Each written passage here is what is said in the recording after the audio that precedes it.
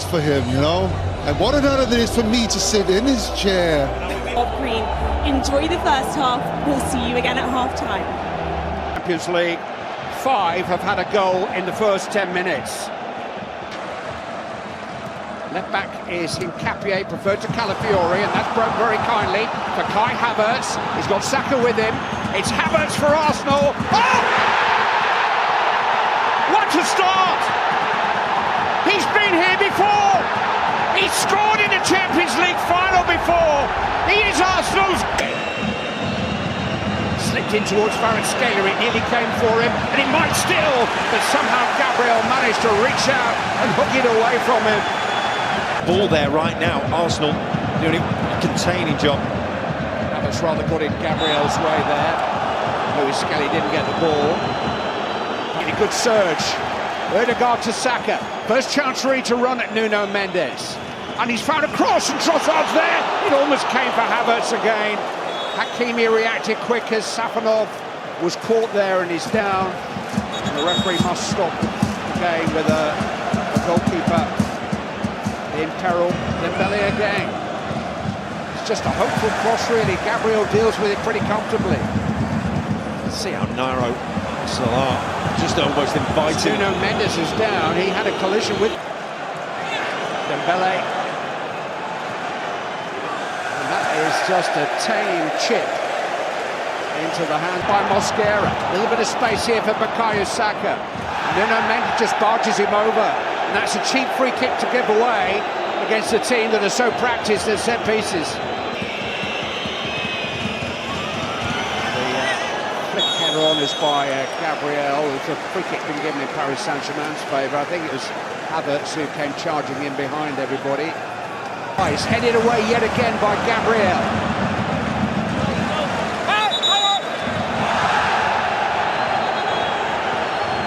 Hakimi a little too anxious to get on with it. Again, unable to work any space. Nuno Mendes. Now he's got Mosquera here and found a cross, and he's headed goalwards by Fabian Ruiz. It was rather anxious defending, an improvised clearance just about did the job. It's Hincapié with the instincts, wasn't it? Mosquera for the Pinos.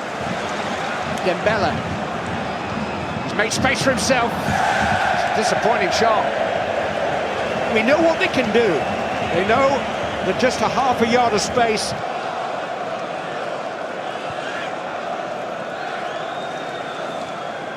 Doué. Well, Arsenal will be overjoyed at that. Not that Desiree Doué is not capable of scoring from that range. That's clever. And Havertz is in again! That's a fabulous challenge from Marquinhos, and it needed to be, because Arsenal had opened a couple of doors there. Really good from Ødegaard. Fabian Ruiz has some space. But again, it's pretty ambitious and rather desperate effort at goal. Havertz is up at the near post.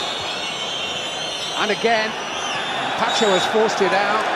And it is a corner kick. And it's Arsenal's first of the final. And we all know what they can do from corner kick. They usually restart by kicking the ball out of play as far as they can down the field. They're already chasing third centre-half. You can see him in the middle of the pitch, marshalling Dembele. Saliba trying to carry the fight and winning a free kick. His teams, Doué, way over here. I mean, they beat 3 English clubs in a row in the knockout stages last season. Couldn't pick out a blue shirt though. Doué has won it back. Done a lot of that today. Oh, it was... It was a rather loose challenge by Saka. The referee had a good long look at it. Hakimi, and Raya got everything behind it. Didn't really stretch it. No, well judged from David Raya, standing there thinking it's... Right, saying the only man to have scored winning goals in 2 Champions League finals is Gareth Bale. Winning goals. Free kick given. He's got a foot on the ball. João Neves won it back. Then Bukayo Saka is penalised again. He'll do well not to protest. Yeah, needs to calm down, doesn't he? Kvaratskhelia. Dembele. Kvaratskhelia. Mosquera got a foot in, and that's a penalty. No.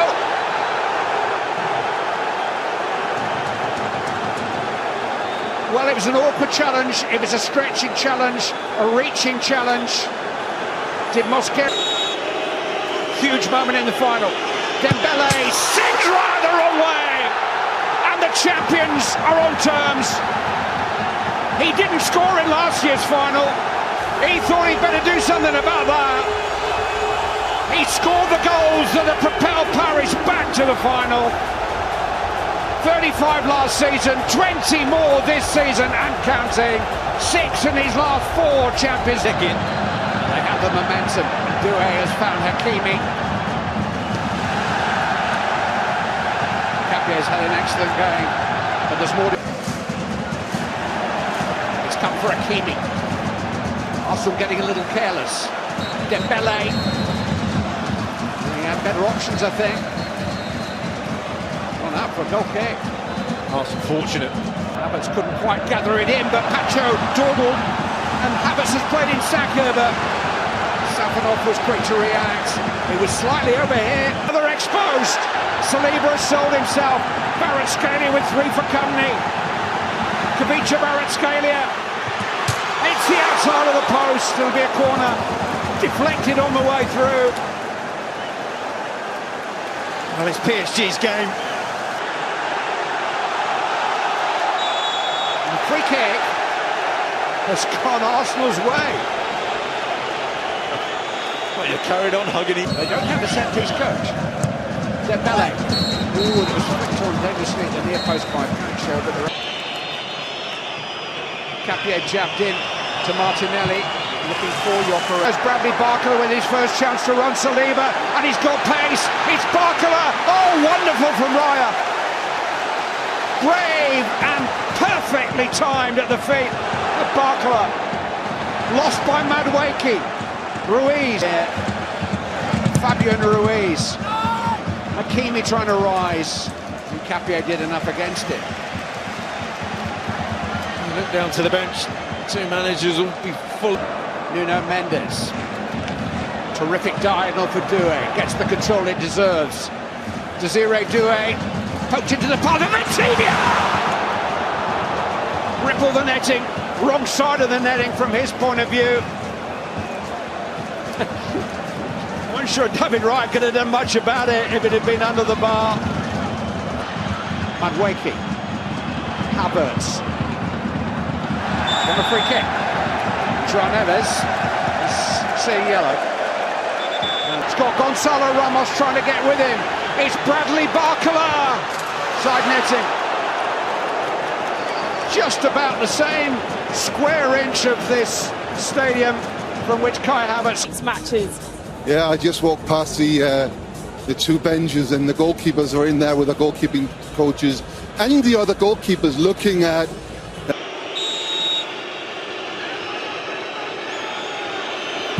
Emphatic. Really good penalty by the Portuguese international.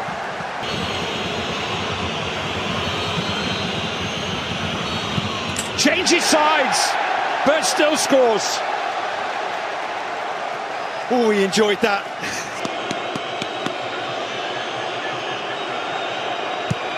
And he just sends Raya the wrong way. And PSG lead 2-1. Arsenal penalty. Oh, and he's hooked it wide. Lots of stutters in the run-up. Looking at the goalkeeper, trying to outfox. Nuno Mendes, 3rd PSG penalty, saved! Too close to Raya, hit with power, but not with accuracy. Declan Rice for Arsenal. Yes! Steered confidently into the bottom corner. And the shootout is square again. Hakimi for PSG. He sends Raya the wrong way. And the defending champions are 3-2 up in the shootout.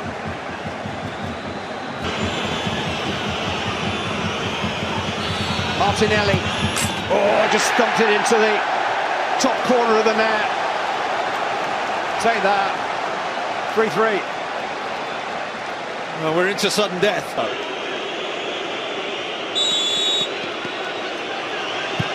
He does a very calm job of sending right the wrong way and steering it in. And so everything now. Oh, it's way over. Way over. It's Paris Saint-Germain on repeat. Encore. The Champions League trophy is going nowhere. PSG are not letting go of it yet. Have you ever watched a family empire slowly crack, only to suddenly shatter when no one was looking? We all thought we knew the Roloffs. For 25 seasons, they invited us into their Oregon farm, shared their most intimate struggles, and built a reality television dynasty that defined an entire era of TLC programming. But the cameras are gone now, and what has happened in the dark, away from the glittering lights of television production, is nothing short of breathtaking.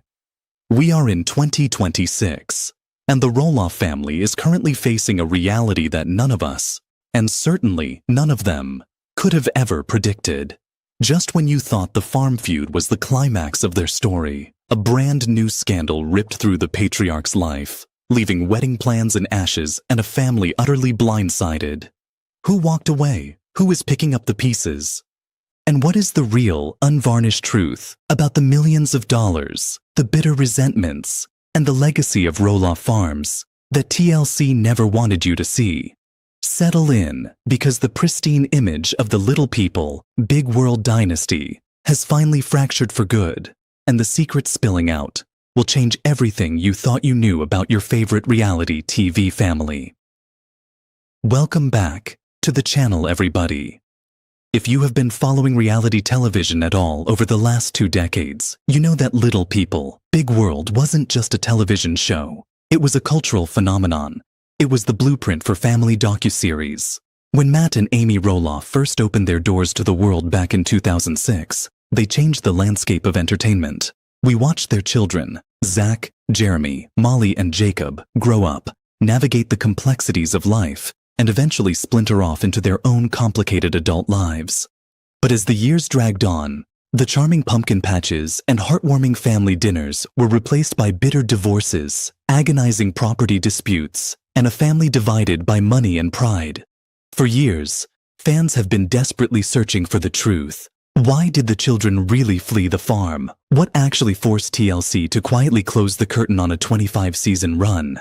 And most importantly, what is happening right now in 2026 that has the entire entertainment industry talking? This story matters because it is the ultimate cautionary tale of Hollywood, reality television, and the price of fame. It is about what happens when the cameras pack up and a family is left to reckon with the damage done in the name of ratings. In this video, we are going to expose the untold story of the Roloff family. We are going to dive deep into the shocking 2025 breakup that no one saw coming, the massive financial fallout of the farm, and the secret lives the Roloff children are leading today. I promise you, by the end of this video, some major revelations are going to completely shift your perspective on Matt, Amy, Corinne, and the entire Roloff clan. You will want to stick around for this. For an astonishing 25 seasons, Little People, Big World was the undisputed crown jewel of TLC's family programming block. It outlasted countless other reality shows, weathered massive cultural shifts, and kept millions of Americans glued to their screens. But all empires eventually fall, and the collapse of the Roloff television dynasty was as slow as it was painful. To understand the shocking 2026 updates, we have to look back at how the cameras finally stopped rolling. Fans had been speculating for years about the fate of the show, especially as the cast list grew smaller and smaller. Molly Roloff was the first to realize that a life lived under the glaring spotlight of reality television was not for her. She quietly exited the series years ago, seeking a normal, private existence, away from the fabricated drama. Jacob Roloff followed suit, leaving with a trail of explosive allegations about the toxic nature of reality television production and the negative impact it had on his childhood.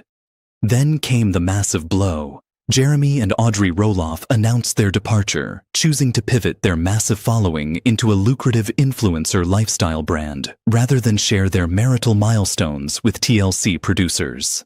The show was effectively left limping along on the shoulders of Matt, Amy, Zach, and Tori. But the final nail in the coffin came when Zach and Tori Roloff, long considered the heart and soul of the show's next generation, abruptly announced they were done.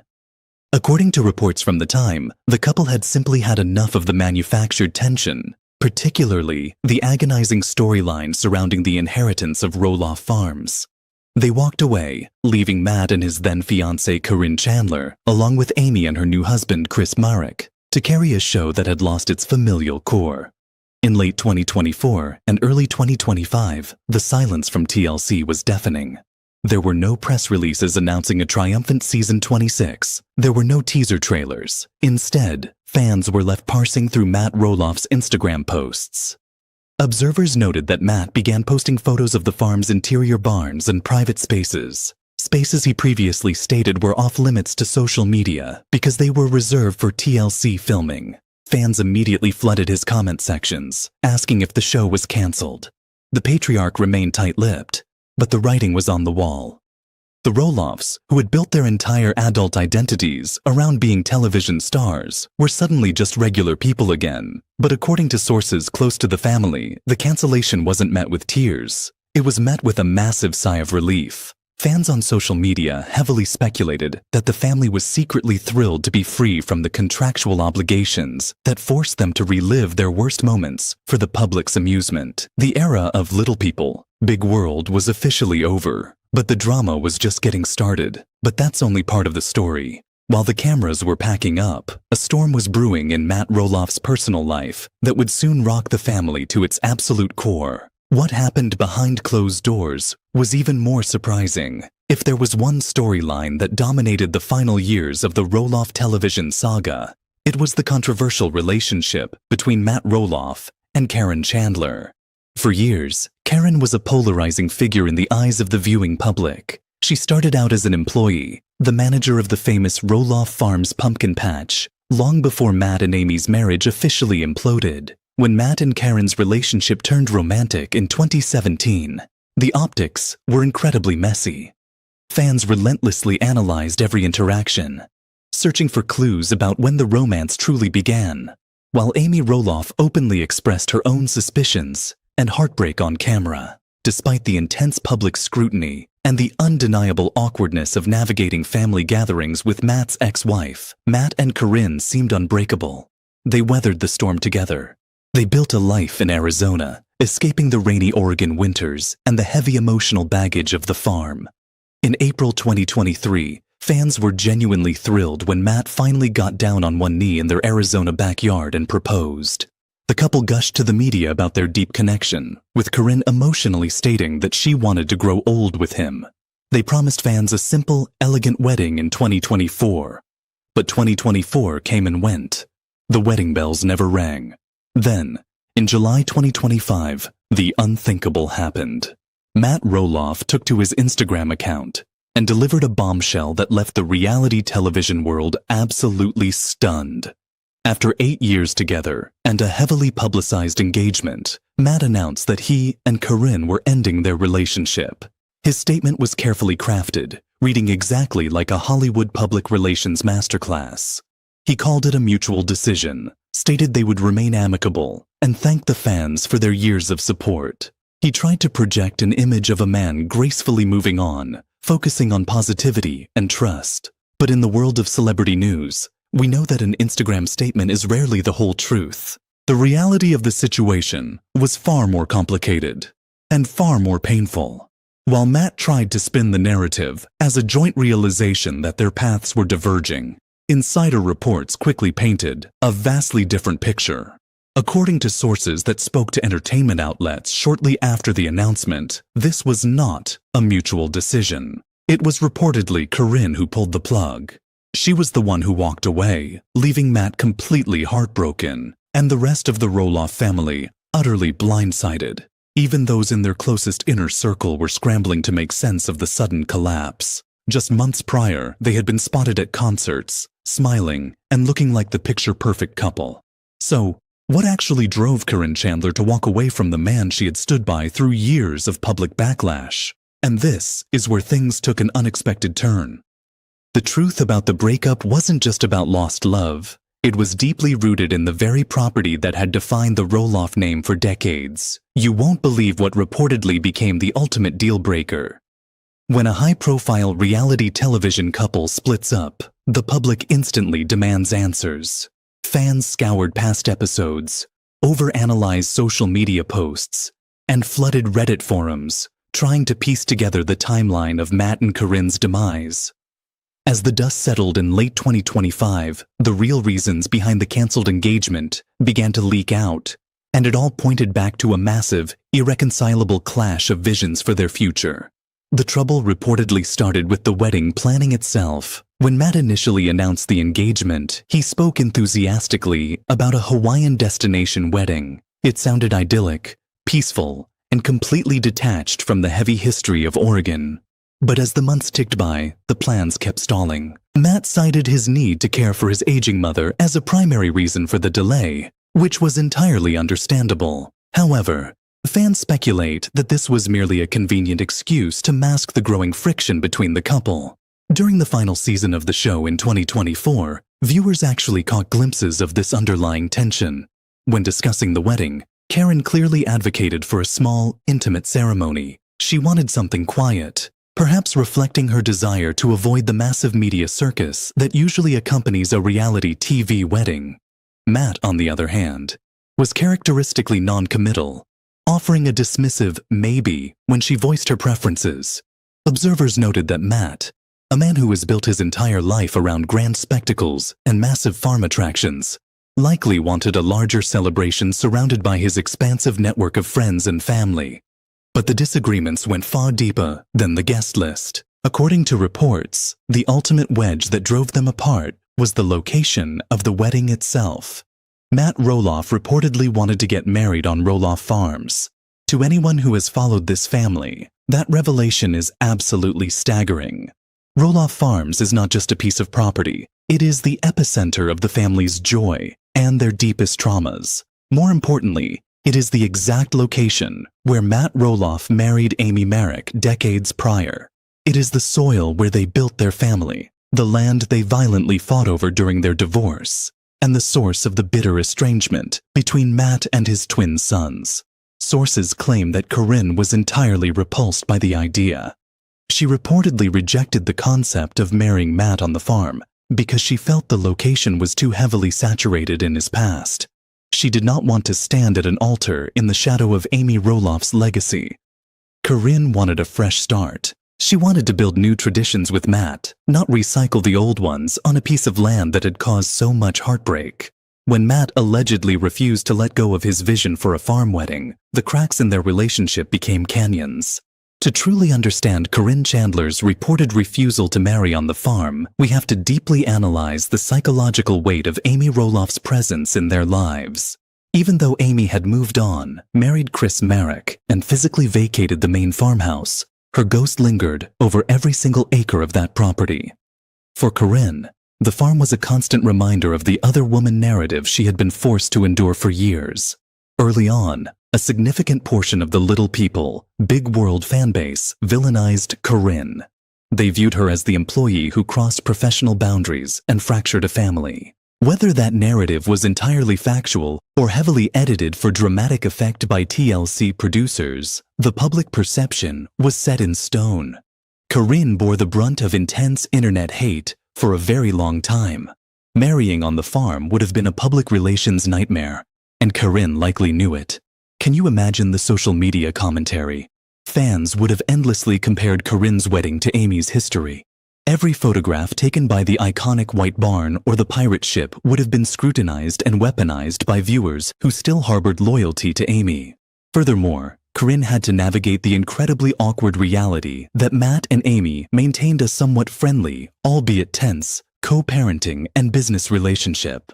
Matt was actually quite close with Amy's new husband, Chris, often inviting him over for farm projects and casual hangouts. While this blended family dynamic looks great on paper and provides excellent reality television fodder, sources suggest it was incredibly taxing on Corinne behind closed doors. She was constantly forced to share her partner's time, energy, and physical space with his ex-wife. The emotional baggage was simply too heavy. Corinne had reportedly spent years trying to carve out her own space in Matt's life, primarily through their shared home in Arizona, which represented their safe haven. When Matt insisted on dragging their most sacred milestone back to the Oregon mud, it was reportedly the final confirmation Corinne needed that Matt would never truly let go of his past. He would always choose the farm, and by extension, the legacy he built with Amy, over a fresh, unencumbered future with her. And so, according to insiders, she packed her bags and walked away from the engagement, leaving Matt alone in the massive custom home he had meticulously designed on the property. Because what happened next surprised even longtime fans. While Matt was dealing with the catastrophic collapse of his romantic life, his children were experiencing a massive renaissance of their own, far away from the farm that once controlled their destinies. While Matt Roloff was navigating the painful fallout of his 2025 breakup, his son Zach and daughter-in-law Tori were thriving in a way fans hadn't seen in years. For the better part of a decade, Zach and Tori were the undisputed anchors of Little People, Big World, their love story, their wedding, and the births of their 3 children, Jackson, Lila, and Josiah, provided the emotional core that kept viewers returning week after week. But the final seasons of their television tenure were deeply uncomfortable to watch. The light in their eyes had dimmed, replaced by a visible exhaustion and a simmering resentment toward Matt. The turning point, as every fan knows, was the catastrophic failure of the farm negotiations. Zach had desperately wanted to purchase a portion of Roloff Farms, hoping to raise his children on the same land he grew up on and carry on the family legacy. But the business deal with Matt exploded in a spectacular fashion, resulting in a bitter, televised feud that fractured their father-son relationship in a way that many observers believed was irreparable. Feeling betrayed and disrespected, Zach and Tori made a radical decision. They packed up their lives and moved to Battleground, Washington. This wasn't just a change of zip code, it was a physical and emotional declaration of independence. They were putting a state line between themselves and the toxic vortex of Roloff Farms. By the time 2026 rolled around, Zach and Tori had fully settled into their new, post-television reality. Without the constant intrusion of TLC producers demanding manufactured drama or forced interactions with Matt, the couple found a profound sense of peace. Fans on social media noted how much happier and relaxed Tori appeared in her online content. She was no longer crying in confessional interviews. She was sharing genuine, unscripted moments of joy with her children. Financially, the couple proved they didn't need TLC to survive. They successfully leveraged their massive television fame into a highly lucrative digital career. Tori's social media presence became a powerhouse for brand partnerships, while Zach found purpose in coaching youth soccer and participating in the dwarf athletic community. They also launched a highly successful podcast, allowing them to control their own narrative for the very first time. On their podcast, they spoke candidly about their choice to leave the show, confirming that the environment had become too toxic for their marriage and their mental health. They explicitly stated they did not want their children growing up with cameras in their faces, breaking the generational cycle of reality television exploitation. Their 2026 update is one of triumph. They survived the reality television machine, escaped the gravitational pull of Matt's farm, and built a beautiful, independent life entirely on their own terms. You simply cannot discuss the current state of the Roloff family without deeply analyzing the catastrophic farm feud that tore them apart. The dispute over the inheritance and purchase of Roloff Farms is, without a doubt, the defining tragedy of this family's legacy.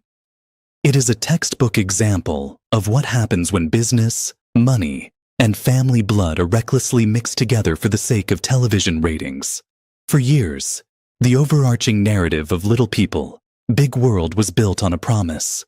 The farm would eventually be passed down to the next generation. Matt explicitly stated on camera, time and time again, that his ultimate dream was for his twin sons, Jeremy and Zach, to take over the property.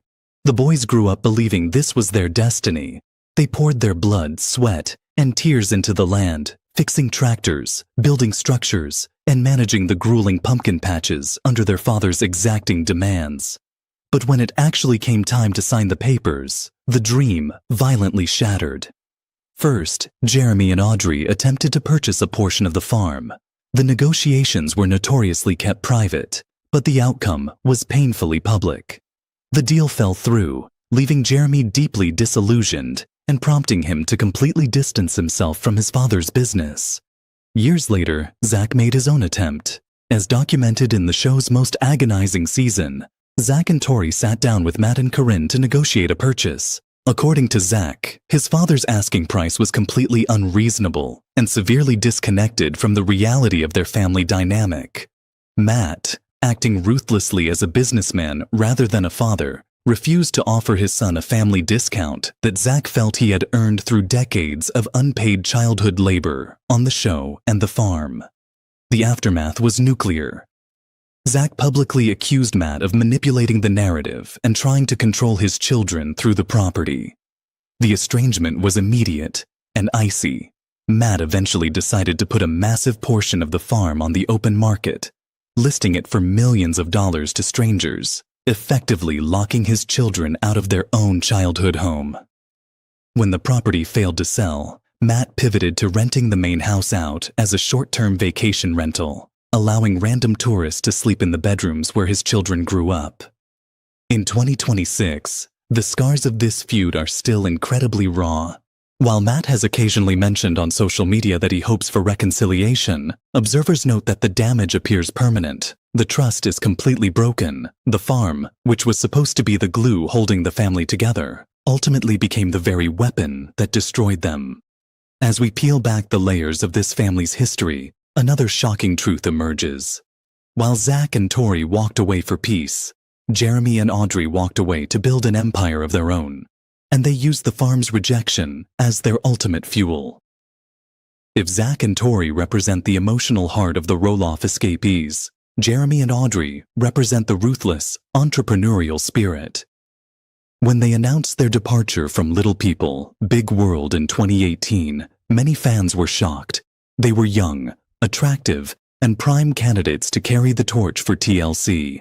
But Jeremy and Audrey had a much grander vision for their lives, and it involved total control over their brand. The sting of being rejected from purchasing Roloff Farms profoundly changed Jeremy. According to fans and media analysts, that failed negotiation served as a massive catalyst for the couple. If Matt wasn't going to hand them a legacy, they were going to build one themselves, and they were going to make sure it was bigger, more profitable, and entirely independent of Matt's control.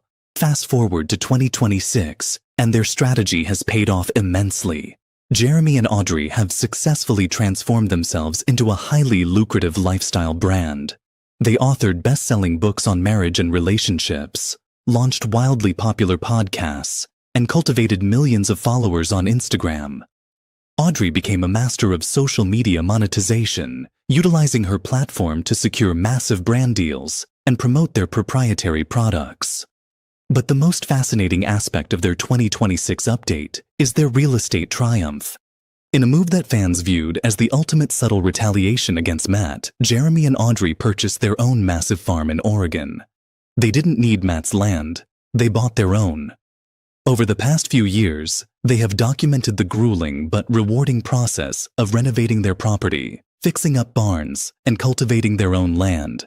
They also expanded their family, welcoming their fourth child, and cementing their status as a bustling, independent family unit. The irony is absolutely palpable. Jeremy is now doing exactly what Matt did decades ago, building a family farm in Oregon from the ground up. But unlike Matt, Jeremy is ensuring that his operation is entirely his own. There are no TLC producers dictating the timeline, and there is no overarching patriarch holding the deed over his head. The Jeremy and Audrey empire is a testament to the power of walking away from a toxic dynamic and using that rejection to fuel unparalleled success. Perhaps the most complex and fascinating character in the entire Roloff saga is the youngest son, Jacob. For years, Jacob was the dark horse of the family. He famously rebelled against the constraints of reality television, storming off the show the minute he turned 18. His exit was not quiet. He took to social media to blast the production company, accusing them of manufacturing drama and tearing his family apart for entertainment. Jacob's rebellion was deeply ideological. He traveled the country in a van with his now wife, Isabel, adopting a bohemian lifestyle that stood in stark contrast to the highly commercialized, capitalist machinery of his father's farm and television show. Jacob wanted nothing to do with the fame, the money, or the public scrutiny. However, the 2026 reality of Jacob Roloff is one of the most unexpected plot twists in the family's history. While his older brothers, Zach and Jeremy, completely severed their business ties with their father and the farm, Jacob did the exact opposite. He returned. Today, Jacob is heavily involved in the day-to-day operations of Roloff Farms. He is often seen working the land, fixing machinery, and assisting Matt with complex engineering projects. This dynamic has completely baffled longtime fans. How did the son who hated the show the most end up being the only one working on the farm? Experts who analyze the family's psychology suggest that Jacob's return is rooted in his strict boundaries. Jacob only returned to the farm after he successfully removed himself from the television contract. He works on the land as a private citizen, not as a reality star. By refusing to be filmed, he stripped away the toxic elements of his childhood trauma and was able to forge a genuine working relationship with his father based on mutual interests in agriculture and mechanics. Furthermore, with Zach and Jeremy out of the picture, Jacob essentially became Matt's right-hand man. He and Isabel, who also welcomed a child, live a relatively quiet life in Oregon, maintaining a close bond with the land while aggressively protecting their child's privacy from the public eye. Jacob's journey from angry teenager to the quiet caretaker of the family land is a profound evolution that proves not all reality TV child stars are doomed to a life of resentment. But wait, we can't talk about the current state of the family without checking in on the matriarch. After enduring years of heartbreak and public humiliation, Amy Roloff's 2026 update might just be the sweetest revenge of all.